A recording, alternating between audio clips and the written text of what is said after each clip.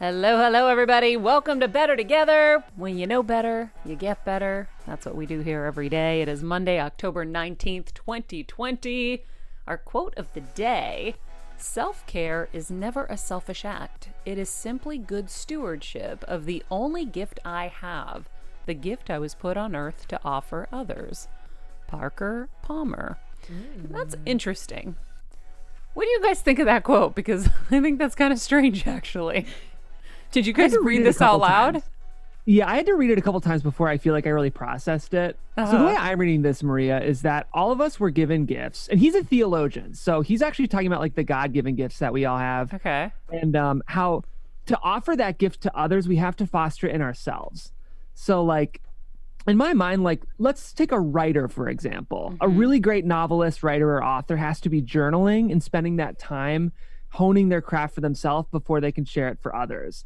And like I look at you, Maria, you're offering so many amazing tips on the show, self-care tips. If you weren't actually taking the time to implement those and try them in your own life, you wouldn't really be able to share them with the wisdom that you can. So I think of Shauna, I feel like Shauna talked about this. Taking that time for self-care. Shauna Nequest, thank you so much. I'm like the king of saying our guests without their full names. That's okay.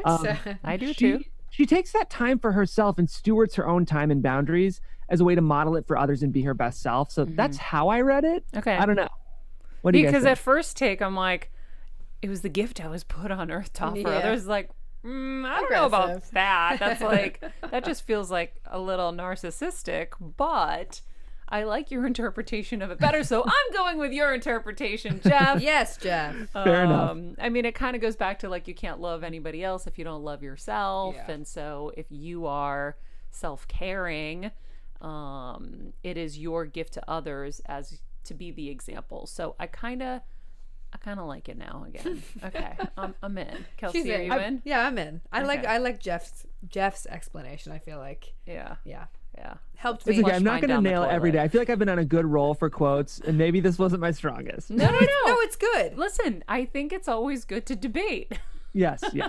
And then come to a good conclusion, because imagine we're just putting this out there and then someone at home is thinking what I'm thinking, and then they think we're like, not really being mindful of what we're putting out there, right? So Yep. now Exactly. we at least give the perspective that we had, our intention behind the quote. And everyone's gonna have a different perspective and a different take. So I love it. Yeah, that's what we do So here. it's good, Jeff. We Good. kindly debate. Anyhow, welcome back to the show, guys. I hope you guys had a great weekend. Welcome to our Heal Squad, our team. If you haven't hit subscribe on YouTube, please do. It helps us and it helps you because you'll get notifications to never miss an amazing show. Follow us on our Instagram account. We've been killing it at Better Together with Maria. And our Patreon, we are continuing to book our amazing workshops there. First of all, you get ad-free content. You also get extra content.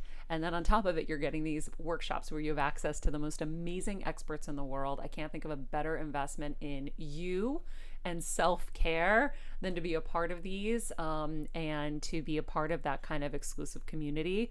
So we are going to be doing more of our clean beauty regimes, and we're working on it, by the way. Like, it's a work in progress. So I feel like I am experimenting for you guys along with Kelsey and finding things that are working, finding things that are not working. So we're going to be sharing all of that with you guys in there, as well as our newsletter. So we have a new one that's coming out where I'm going to be talking about my 5 favorite new products that I'm using that are not sponsored. So don't think that this is any kind of sell. This is literally just my true advice. And I really like to always give that, and I always do. So definitely sign up. Kelsey, tell them where. You guys can sign up if you go to mariamenounos.com and you'll see it. It just says subscribe. Join our Heal Squad. Right there. You put your name, your first, your last, your email. You're in. And Kelsey's been working really hard on the website, guys, because we really want to make it a destination. And one of the things that we're trying to do is figure out a way to give you all the takeaway from these episodes in one place there and within our Instagram account. So if you haven't followed us, click the link tree on my Instagram at Maria Menounos or at Better Together with Maria. That's how you can find the Patreon as well. So you can find us in those link trees kind of at everything, and it's super easy to join. Regrettably, we're not going to be doing another Bachelor viewing party. And here's why. So one reason was we were really sad for the West Coasters that wanted to participate, and I can't figure out how to do everything and keep it fair. And also it was a lot on me, unfortunately. So I am going to try one more week to see if I can do the Bachelor after show. And so if this week I mean, I was in such excruciating pain last week. I just couldn't do it anymore. I'm like, this is just maxing me out. So we're gonna try one more week, but we will be watching it with you ethereally. Exactly. You can always DM Better Together. I'll be on there. Yeah, we're watching. and then we'll try the after show again. But I feel like I'm just so overwhelmed right now with stuff. Like, yeah, we're really putting our focus into building this out and making this a real true experience and a true community, and that comes with, you know, stuff to do. And then I just got word, by the way, I guess I'm just gonna say it now, that our surrogate got medically cleared. so cool. So I have a lot to do. Jeff, did you not know that yet? Not officially. I know you guys have been in the process. It's so exciting. Oh my gosh. So exciting. Yeah, I'm trying to figure out how to back out of it right now. I'm just kidding. She was trying to figure out how to back out of it last night when we were driving, and I was like, Maria, you want to hear me sing the Jonas Brothers? Maria, you want to hear me do this? Maria, you want I was like, is this what they're going to be like?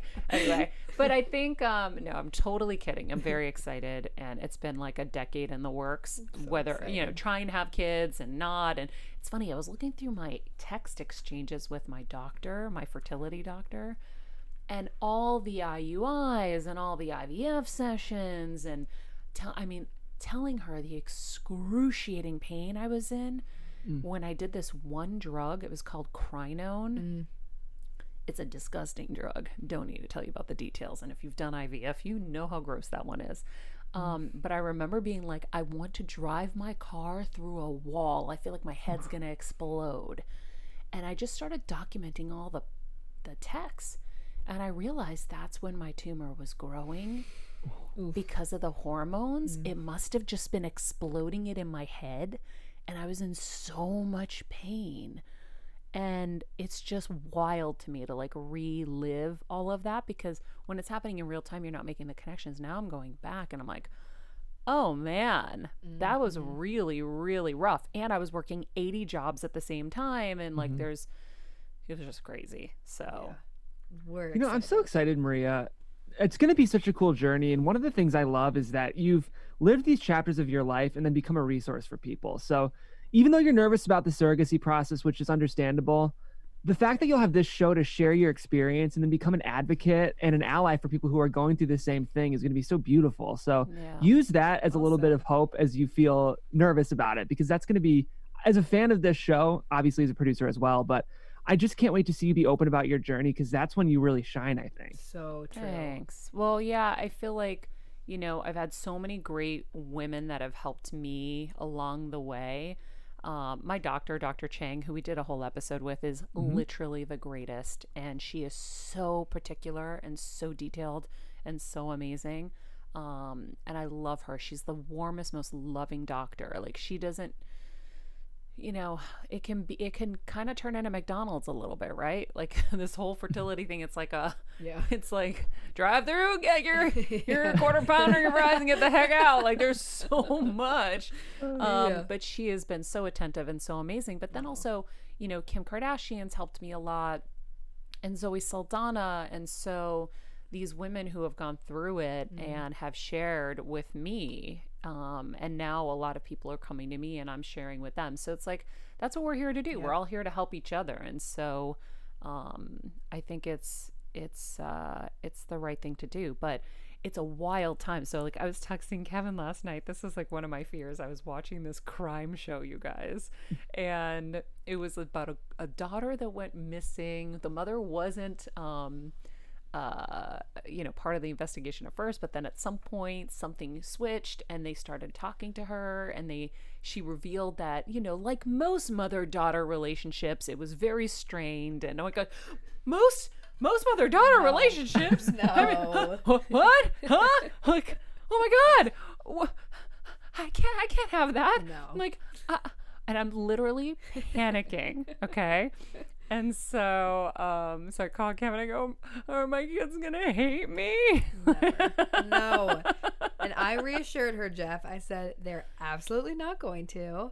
They might get a little testy in their teens. Well, that's the part that is not exciting. First of all, like, That's okay. my friend Alyssa and her, like, she's like, "Oh, Alyssa, you were such a bitch to your mom." If you were my kid, I would be so mad.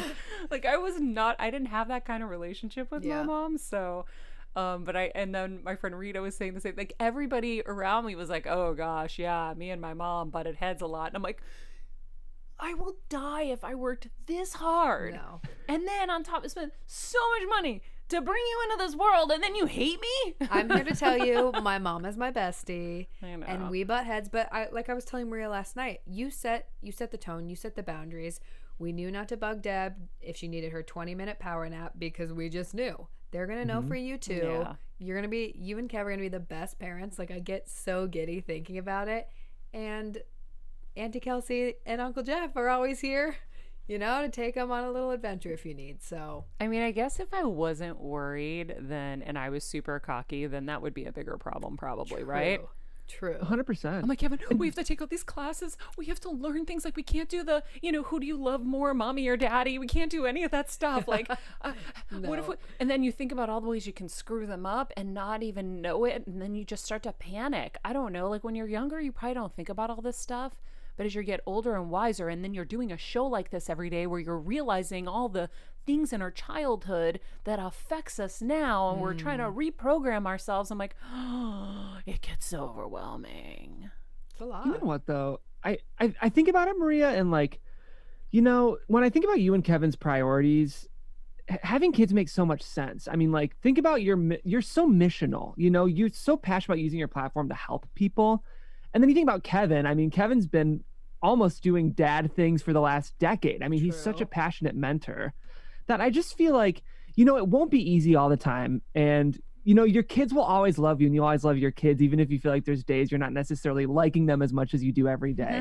But I feel like your personalities and goals and priorities are so suited for parenting already. It's going to be, it's going to be cool. Thanks. Well, I am excited. I'm sharing the deep terror moments because I mean, it's just me being honest of the things that I'm scared of, but I am so excited because we have waited so long, and I'm so excited to see that come to fruition and to see your life that you've brought in and so cool. Squish and Little love Squish. and hug. And we were with our friends yesterday, and they have 4. They have 2 twins, and then the other ones might as well be twins. They're Honestly. very close in age. And I was like, it was so cute to hear the little voices in the house running around and playing, and then watching them hugging and kissing and loving. I was like, okay, You're ready. this is I mean, I've been Yeah. ready, but there's always that little thing. Totally. There's that little thing over here being like, what if bad stuff happens? But I think, it's that idea of if you, I know you would always do it, but it's that idea of if you didn't do it, would you regret it? And that and you just have to throw that stuff aside. You guys are going to be the freaking best parents. You really, really are. And you're going to do But everybody everything. says that to everybody. No, that's not true. There's some, no. There's some people that I'm like, maybe you shouldn't be a mom. Maybe you should work on yourself a little bit more. Dead. But you guys, you're doing the work actively still every single day, right? You guys are going to be great. Yeah. Well, I'm excited. I am. Kevin's so giddy. And I did have a psychic tell me, I was like, is this going to be a good thing, additive? I mean, I've got a few traumas around another human that was born to my parents. to be discreet. To be discreet. Complete opposites. So imagine. And so I'm like, you don't want that situation here. And so she's like, no, they're going to be amazing. Yep. And I was like, okay, cool. They are. I was They like, are. yes, I'm in.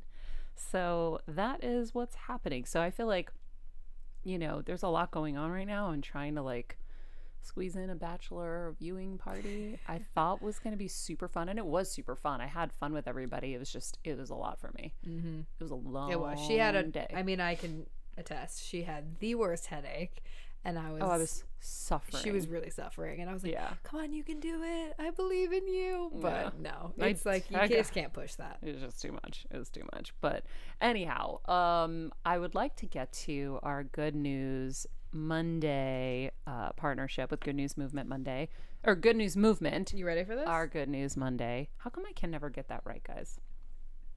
Good News Movement Monday. It's a lot of words. You know, it's a lot of alliteration. Oh, Jeff. Jeff spoke over his Oh, no. party foul, but Here actually, we go. Take two. okay, take two. Good News Monday. Wow, Jeff Graham on the vocals. Jeff Graham on Jeff the Graham. vocals. Jeff Graham. I saw this story. I actually saw this person's tweet, so I caught it when it was happening before it became something that Michelle and Good News Movement profiled. So tell everybody about this one. This is an incredible story. And actually, we're going to be getting later into the show into our topic of making sure that we're taking time for us because we matter too. And this is what Edmund O'Leary essentially did with this tweet. Edmund O'Leary is an unemployed father of two from Dublin, Ireland, and he put out a call for help on Twitter. And he just wrote very candidly, very open, and very vulnerably, "I am not okay, feeling rock bottom. Please take a few seconds to say hello if you see this tweet." And, it's the kind of thing where he just tweeted out into the void. And all of a sudden, all these amazing responses started flooding in. Just regular people like you and me saying things like, "Hey, Edmund, you're a brave lad putting your feelings out there. Your courage has given a lot of people permission to talk about how they're feeling. Despite feeling low, you've done a lot of good. I'm very grateful. Bless you." So just tons of people like you and me blasting him with love on Twitter. And then the Dublin airport tweeted, "Hi, Edmund, you are not alone. So many people are feeling exactly that way at this minute. Never forget that you're loved and that there are people who care about you. We see you like the 747s. Here's one just for you," along with a picture of Dublin at dawn. Sending you hugs from back home. Aww. Amazing. Really sweet. I mean, how many people sent him messages? Was it into the thousands? Thousands and thousands of people. Let me see. It's in this post. Yeah, it says that within hours, he received thousands of messages of support, people offering to help him with his resume, invitations for coffee, artwork from kids, pictures of pets. I love this. Pictures of baking fails. That's amazing. That's awesome.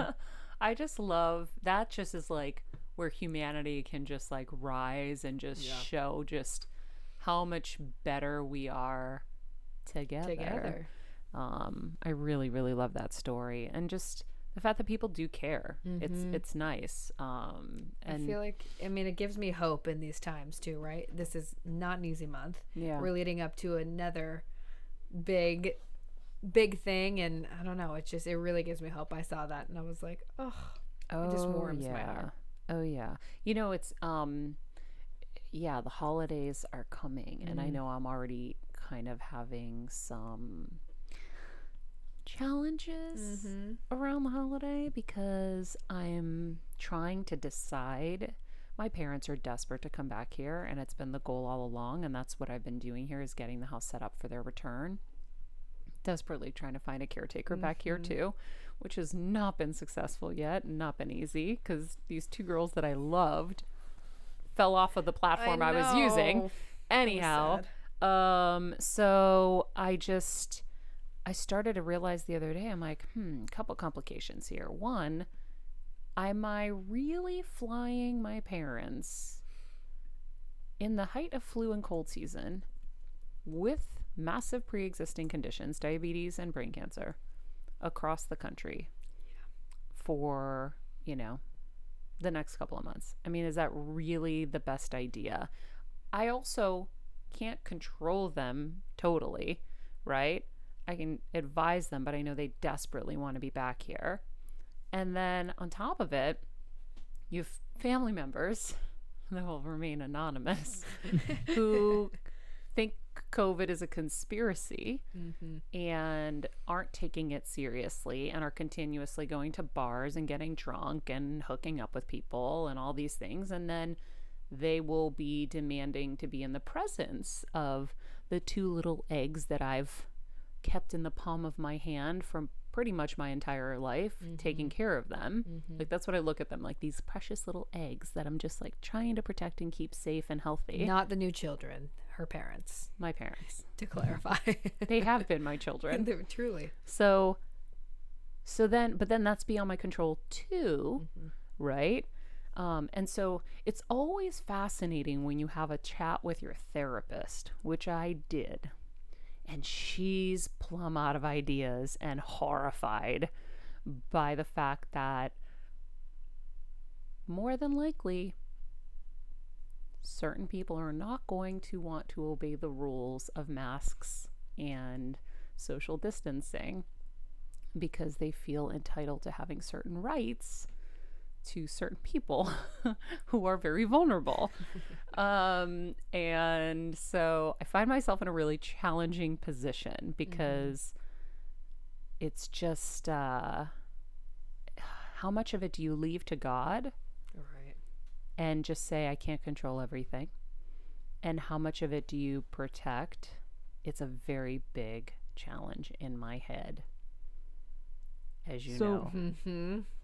And I know Maria, I'm are not you the just- only one that's going to be dealing with this. No, people in the chat are saying they're anxious for the holidays. They are right there with you. And then even like with my cousin, so I was chatting with her. I said, so how are we going to do this? Like, we have, your parents are vulnerable, my parents are vulnerable, but we know there are certain people in the family, like there are young kids. Young kids, like, I can't trust how they're social distancing. They're one's working at a supermarket. Like, I can't Yeah. trust them like I trust me or I trust her, especially, you know, I just know us and how careful we're being. So, and by the way, even with us being that careful, we're still not immune to getting this, right? But imagine people who are being reckless. Yep. And so, and then I started to realize, well, yeah, I don't think that's going to happen because I feel like that is just a COVID haven waiting to explode. So I'm wondering what other people are thinking about doing during the holidays. So, Jeff, you're going to be heading back to the Midwest. What is your plan with your family? You know, Laura and I and our families have been talking about it. We're flying back to Indiana first, where Laura's from, and we're planning on quarantining. So we're gonna get tested when we land, and then they have this big basement, so we're just gonna go straight down there and at least for a couple days hang out down there. In terms of like Thanksgiving, though, it's dicey. I mean, Laura has an elderly grandpa. He's the sweetest man on earth, maybe only second to Costa Menounos, but he's this wonderful, wonderful man. And he's old and he's compromised. And we're like, can he come? We're thinking about building him a plexiglass container for us to God, eat. guys, Think look at about- where we're at. This is so insane. I know. Carry on. Wild. It's crazy. I mean, that's what we keep talking about. We're thinking about maybe trying to do a socially distanced Thanksgiving outside with heaters. Freezing. But it's And going to be heaters cold. don't exist, by the way. I've heard that they're sold out. Yep. I understand why. I mean, it's a mess, and you know, it would be a small gathering relative to some of the gatherings that are happening because it would be Laura and I and her parents, which technically we will have quarantined together, so that's a bubble. But then Laura has two siblings with husbands, and like, do they come? Can they come if they Right. get tested? All that you're doing is mitigating risk. So we're in the same position, Maria. We haven't decided yet, but part of the reason we're traveling early is because we want to avoid the peak travel time because that's when COVID's going to be highest. Yeah. And it gives us time to kind of quarantine and create a new bubble before we really enter into the world of the Midwest. Yeah, and my mom can't travel till like 2 days before because her treatments are scheduled for then. So it's really, really challenging to figure this out. Then I was thinking like I could tell my cousin, because I feel like our first floor is a little bit bigger where like the elderly could be in the library. We could set up a table for them in there. And when we enter in there, we can wear masks and just set up their food or whatever. The kids could be in the like finished garage screening room area that we have. Like they're locked in there because we can't trust them. Right? Nor our brothers. Anyway, then like us girls who are cooking or whatever can be in the kitchen. And we know we've been safe. So, like, I feel like we're okay together. We'll have windows open and doors open for ventilation. So, like, that's my only solution. But then I'm like, why are we even risking this in the first place? Mm-hmm. Right? Like, why? And that's what I keep saying. I keep telling her, Jeff, I'm like, my God. Like, and I get it, but is it worth it? Is Yeah. it worth that To anxiety? get together and that have some turkey? Right, exactly. I know. oof. But at the same time, I agree with you. And we keep having this conversation too of like, is it worth risking it? Is it worth bringing Pawpaw home? But at the same time, it's like, it's our mental health is so struggling this year. And those family moments and those holidays really do a lot to restore people's faith and their joy. And to cheat people out of Or- Depending. Yeah. or- yeah, depending. Or or the opposite, right? or you get to experience the drama of your family like the rest of us, Jeff. Exactly. You're right. You're so right. And that's an important conversation that I think we should have on this episode is like maybe weighing those things. Maybe this is God giving you a break from your family. Like maybe this is your opportunity Truly, to actually though. enjoy your holiday. Oh, but there's these never are a the really real hard break, questions. Jeff. Say that again, There's Kelsey. no escape. But it's- these are the really hard questions. Yeah. And there's Yeah. really no exact right answer. This is our first global pandemic of the new century. Yeah. And it's just if you think about it too much, it's overwhelming. I'm a pretty optimistic guy, you guys know, but Laura and I were on a walk yesterday and I was kind of starting to think about it. And I was like, the vaccine might not happen till next year, but this isn't going away till there's herd immunity. It's just, if you think about it too much, it's too much. It's Oh, yeah. crazy. It's kind of hot mess too much. But Kelsey's going to be with us for Thanksgiving. I am. so- I decided that. I'm like, I'm not getting on a plane to go back to Seattle from here to there. I'm just like, no, it's not worth it Yeah. to me. What are people saying in the chat? Does Let's anybody see. come up with their solution yet? I'm curious. You guys, do you have a solution? No, not yet. Okay. Well, we're going to keep trying to figure this out. I think But people are agreeing. we were talking about like everybody has to submit a COVID test to my cousin before to make sure at least. But you know, if you like, I'm gonna land when I fly home to LA, which you know, just a heads up, everybody. I believe the first week of November we're gonna have Yeah. we're gonna run some reruns of some amazing We episodes. have a dedicated week to self-care. It's going to be really good, you guys. Self-care and catch up Yep. for We handpicked. election week, which we're going to all really need. Yeah. But also for Yes. me, I have to really focus on seeing my mom and, Yeah. and spending time with her while I'm there. And I have some doctor's appointments I have to deal with too. So, but what I'm thinking of is, wait, I'm going to land and I'm going to get a COVID test, but I'm still going to have to quarantine because if for some reason I got COVID while I was in flight and hasn't taken hold yet, that COVID test isn't going to really be effective, right? I don't know. Yeah. Oof. I think it's 10 days. It incubates. Yeah. So like I feel like my solution is, because I'm not going to be there for 10 days, is I'm going to take my COVID test. I'm going to hazmat suit up. Mm-hmm. I'm going to like triple mask up. I might even saran wrap my face, like whatever. We'll get some Gloves, masks, the whole yeah. scam. The visors. And then I'm going to give my mom a hug and sit next to her. But like, I'm willing to do that. Other members of my family will not. Mm-hmm. Right? And then all of like, I And- have the solution for you. What? Anna says, keep your family at home safe with you. Mm-hmm. yeah, I mean, that's really where they're safest. It's just, again, mental health. Like Jeff's saying, my dad wants to see his brother who's like 90, and he's so sad that he's been gone for over a year with my mom's, tumor recurrence. And my mom really wants to come here. So how much is their mental health worth, the risk too? Like sometimes it's like the risk is worth the reward. Mm-hmm. And then what I'm realizing after therapy, guys, Yeah. is right. that my dad has to lay down the law for all of us and say, this is what's going to be allowed and this is what's not going to be allowed. Right? Like, why do I always have to carry the burden of being in charge with all Yep. this stuff? Yep. It's like, like- hi, when are you going to matter? So that leads us to the discussion of when are you going to matter? So when I was talking to my therapist, I was like, well, my parents, they really want to be back here. And and I really want to make that happen for them because I live just to make them happy, right? Like my goal is to keep them happy and safe and healthy. And so, and then Kevin really wants to come back here. He's been in like renovation hell over there. And he's just, I guess LA is just unbearable Jeff, my neighbor told me, she's like, druggies are shooting up on the streets. It's unsafe to walk. It's unsafe to be outside with your kids. It's like, I mean, the picture that all of my neighbors are painting is so bleak. It was the same way when I was there. Like I stopped being able to take Max for walks down towards, a certain area, because it was dangerous with a 130-pound German Shepherd. Okay. Yeah. And so I'm getting these reports from people. So now I'm putting that together with what Kevin's been feeling. Because I thought Kevin was being a little dramatic, and he's a hermit, so he's not really going out. So I was like, poor Kevin, he needs to like have a good fun night out. But, he really wants to come. And Jeff, I'm sure you can tell us, like, from your perspective, what LA has felt like.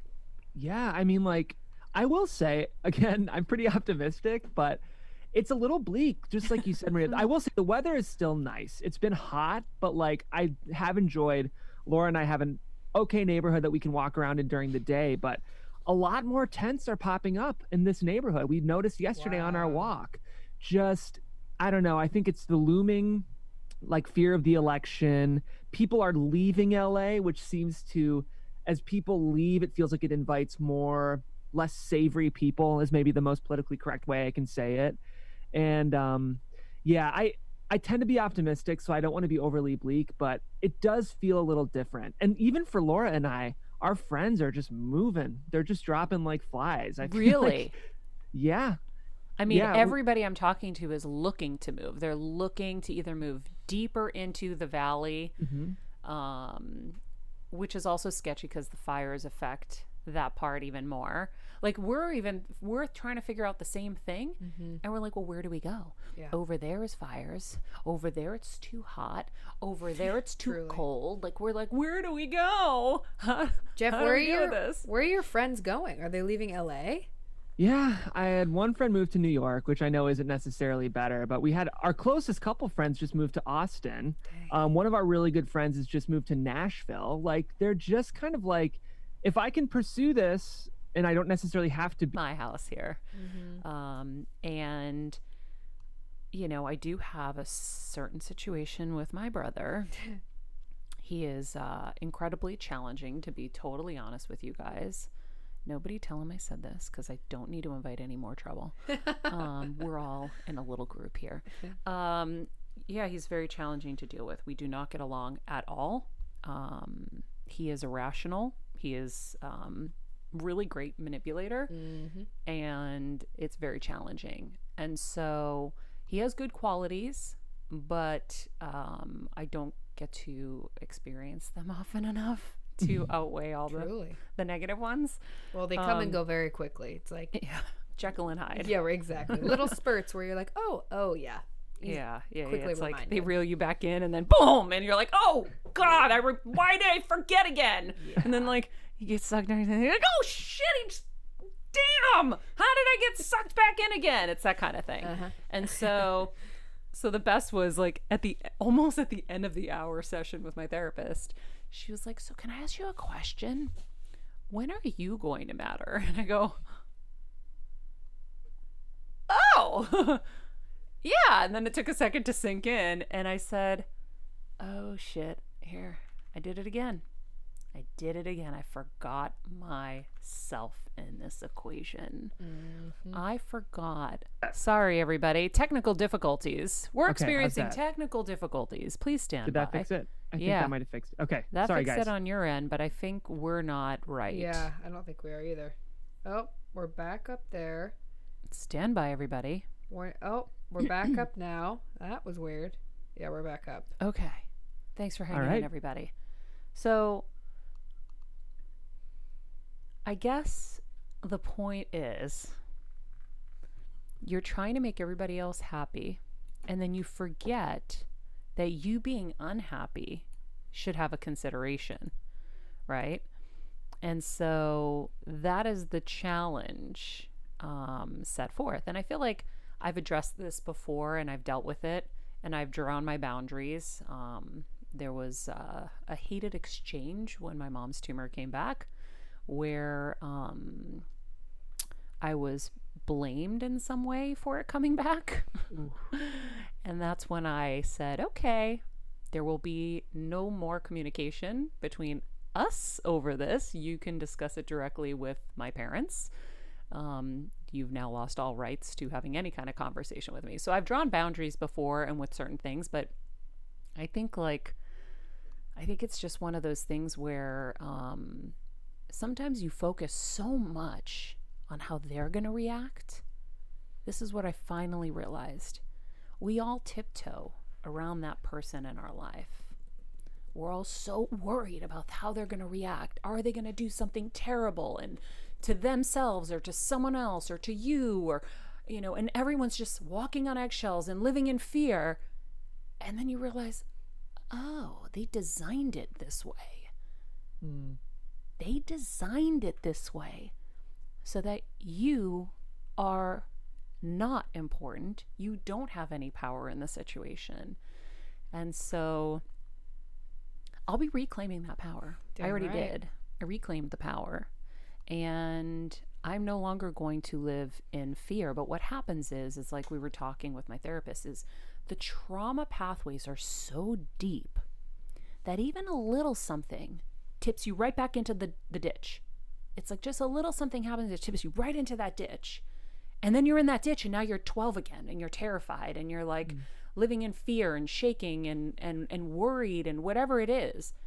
And so I have to remember that I'm a 42-year-old successful, highly successful woman. Yep.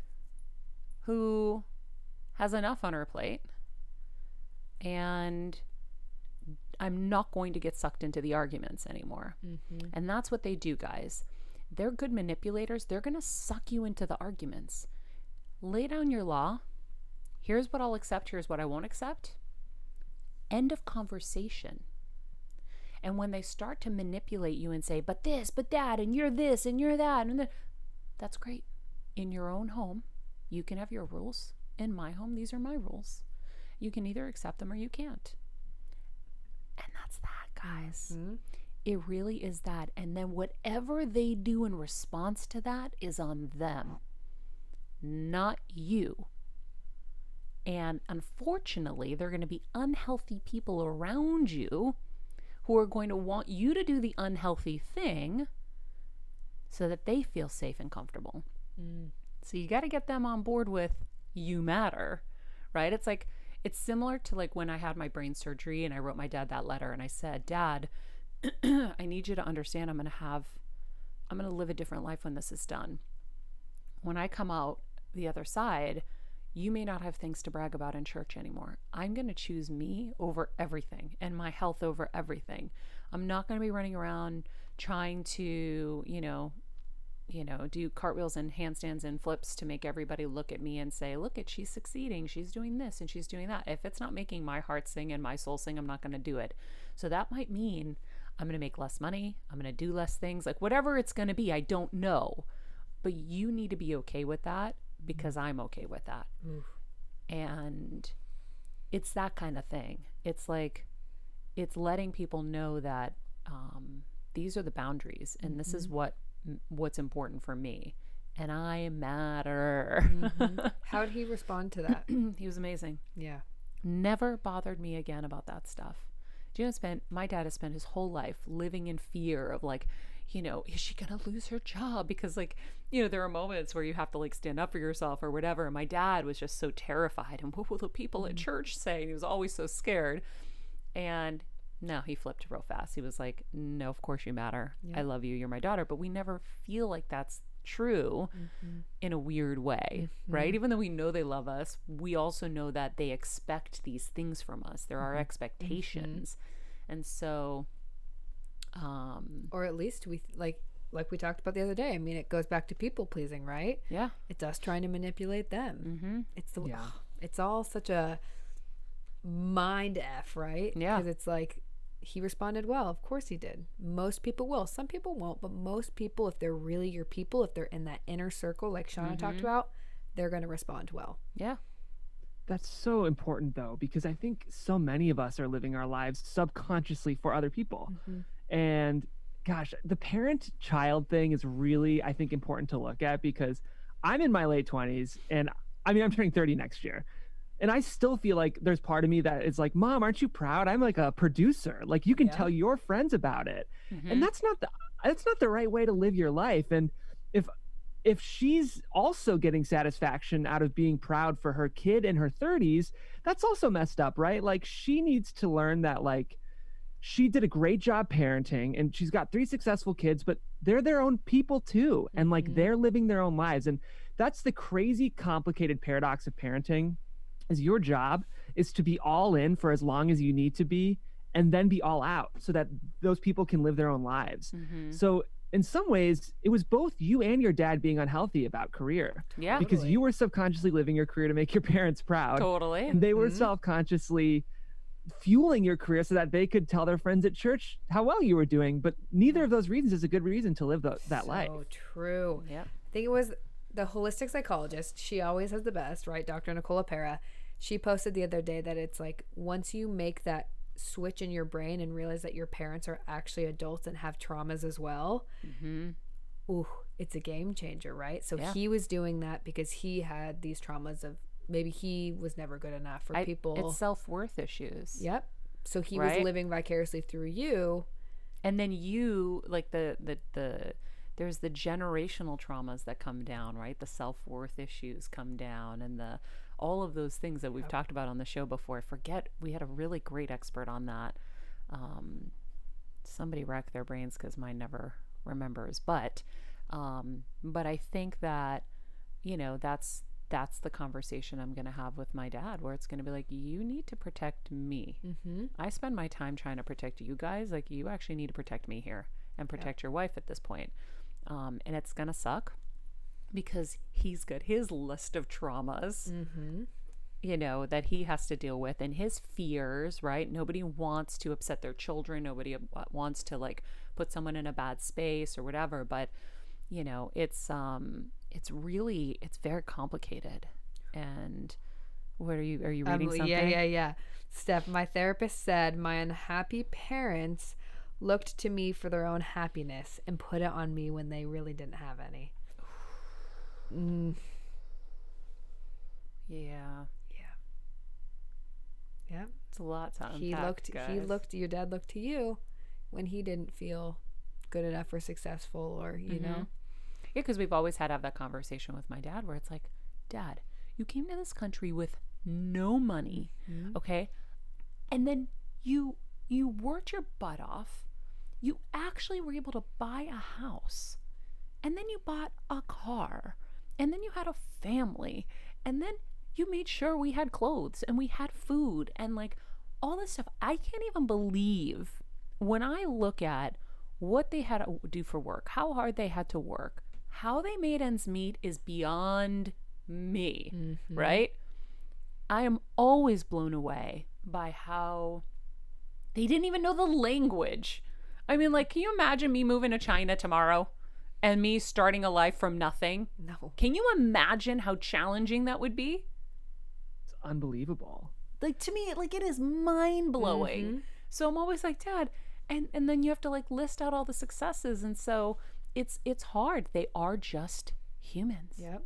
that Yeah. gave birth to us, and so they've got their traumas, they've got their insecurities, they've got their issues, and you know, luckily our generation has been more you know, open and think more treatments are available, more, you know, healers are available, all these things. So we're getting better and we're getting stronger, and hopefully that spills over to help them. And I've seen incredible growth in my dad in the last, you know, 2 decades. It's been remarkable to watch. But, you know, these are the things that are circulating in my brain as of late, guys. And I figured I'm not the only one who's trying to figure this stuff out. So I figured I would share. And it's challenging and yeah, scary.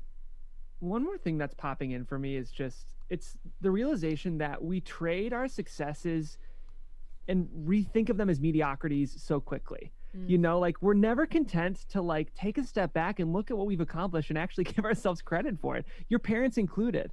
Like that's unbelievable. They were non-English speaking immigrants And so quickly, I'm sure your parents, just like the rest of us, look at one small mistake and let that loom so big, Or just and brush look it at these off. huge successes and get comfortable with them, almost like a frog in a boiling pot of hot water, right? Where you just get settled and you trade these amazing accomplishments for just normalcies or mediocrities instead of letting them, like, even this job, like, I'm so unbelievably proud to be here, but I need to wake up every morning and say how cool and how proud I should be that I'm producing Maria Menounos' show. Right. And yet, like, it's easy for me sometimes being open on the show to just, doing my job, getting things done when I should really be proud of what I'm doing, you know? Well, it's not even just that, Jeff. You're changing people's lives. I know. You're helping people transform. Like when you read the Apple Podcast comments or even on YouTube, and thank you guys for the comments. And if you haven't already, please share how this show is helping you. Even if you're just finding it fun to be with us, whatever it is, go to Apple Podcasts, drop us a review. We've cracked the 900 mark. We're trying to get to 1,000.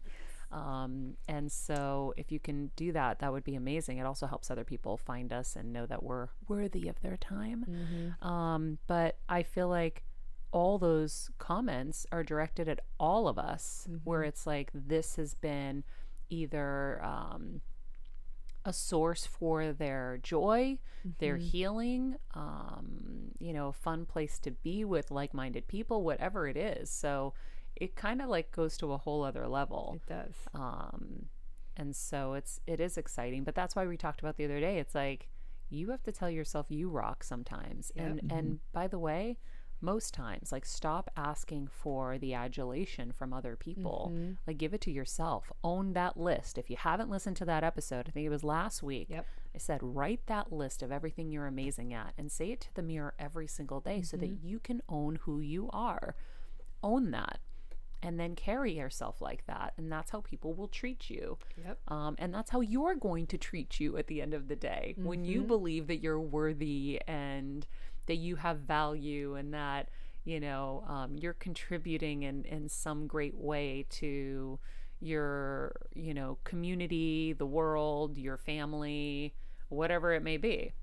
Ooh, I just had a good little breakthrough, because this is why all of these things, you guys, like the Dr. Amen saying to tell ourselves this is going to be a great day. The Grace Harry, take 5 minutes for yourself. I mean, anyone who's talked about journaling, when you're present, Shauna, present over perfect, right? When you're present, like, I noticed, I was writing Maria a little letter the other day, and I noticed the same thing, Jeff. I was like, oh shit, like, this is really cool. Like, where I am right now is really freaking cool. And we're changing lives, we're doing this. But if we're continuously go, comparing ourselves to others, whatever it is, we don't realize how incredible we are, and so it's like the 5 minutes in the morning, it's like, just be with your thoughts, be present, like, oh yeah, I'm awesome, this is great, and it's going to start your day, right? So all those little things from all these different experts, I mean, they're teaching us how we can tell ourselves, yeah, you are a rock star. Yeah, you kicked ass today. So, ooh. Yeah. And also, I think too, trust where God's taking you. Like, I always say, like, I'll ask for the things that I want, right? God, I really wish, I hope, I want this, whatever. But I'm always like, take me where I'm supposed to go. I'll work hard. I'm going to be a good person. Just take me where I'm supposed to go. And I'm going to trust the path that I'm supposed to be on. It's even interesting being here all this time in Connecticut. There were some tests along the way they just kind of like got me in the gut a little, where people were a little unkind, saying, aren't you supposed to be with your mom? Why are you with your mom? And then the guilt started to like creep in. And I was like, oh gosh, I should go home. Yeah, no, I should be home. And then I realized, wait a second. Nope. My home is a disaster zone right now in construction. My mom and dad are, safely tucked away at our other house down the street, safe, in a clean environment, well taken care of by caretakers and Kevin. I am in a flow, and I'm getting my mojo back like I haven't had since before surgery. Like, I'm finally kind of feeling like a different kind of hope, thanks to you guys. Why would I stop that? Like, there's a reason God sent me here. I was supposed to get this healing time. I was supposed to get this alone time. And those tests were to see whether I was going to listen or not, right? Was I going to allow outside voices to interfere with the inner guidance and the inner knowing of, this is my time for me. I matter too. It's not just my mom that matters. It's not just my dad that matters. It's not just Kevin that matters. Okay, Max, Winnie, and Willie, they really, I'm kidding. It's not my dogs. Right now, it's me that mattered. And it was inadvertent. It didn't even happen that way. It's just become that. I would have never known. I thought I was just here to like fix the house and get things squared away for them and find a caretaker. And okay, cool, there were fires and Kevin said don't come back because of the smoke. Oh, and the wheelchair accessing my house and making it great for my mom. I didn't know that this was the journey I was supposed to go on. But I am, and I'm appreciative and grateful every single day. And that's that. I'm not going to allow people who don't understand, who don't know, to make any kind of decision for me. But before I had done this work, that would have gotten me. And I would have gone. And that's, I think, the problem where a lot of people become kind of like the martyr. And a lot of people will suffer for the cause because of the outside voices, because of what other people think you should be doing. You do what you know is right inside your heart, and you do what's right in your gut. Don't let anybody tell you. So I've been exercising every day when I think of somebody and it like invokes a guilt or whatever. Oh, I should have seen this person, or I should have called this person. I start to take stock and I'm like, well, does this person pay my bills? No. Does this person have anything really to do with my life outside of, you know, whatever connection supposedly is there? No. Is this person adding in my life? Are they, you know, great advisors? Are they, you know, fun to be around? No. Okay, then I'm not going to care. Like, why? Everybody doesn't need to care. Everybody's opinion doesn't need to matter. And I think it's so easy for us to fall into that. And I am retraining myself out of all of that. And I'm like, what's going to make me happy? Okay, this is what's going to make me happy. And not in a selfish way, because I'm not selfish. And I'm not going to fall into that trap of people telling me, oh, so now you're just selfish. No. If that's what you think, that's because that's what you want to think. And that's on you. That's your own problem. Those are your issues. I was proud of her, Jeff. We were talking about the other day, like the little things, right? Like Maria and I came here and this house was kind of a war zone in its own respect, right? I mean, things are falling, they're breaking, garage doors aren't working, car not starting, oil not changed. Flooding in basement, you know. We had another one on Saturday. Yeah, we did. We won't discuss that one. So there's been a lot.